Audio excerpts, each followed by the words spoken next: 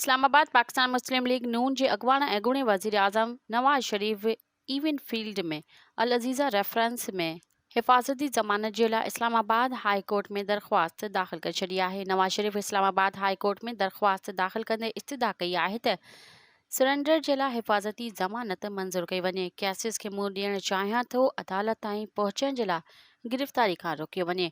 नवाज़ शरीफ हिफ़ाज़ती ज़मानत जी दरख़्वास्त अॼु ई ॿुधणीअ जे लाइ मुक़ररु करण जी इस्तदा कंदे चयो आहे त नवाज़ शरीफ 31 अक्टूबर ते स्पेशल फ्लाइट ज़रिए इस्लामाबाद पहुचंदो। अदालत ताईं पहुचण जे लाइ हिफ़ाज़ती ज़मानत मंज़ूर कई वञे।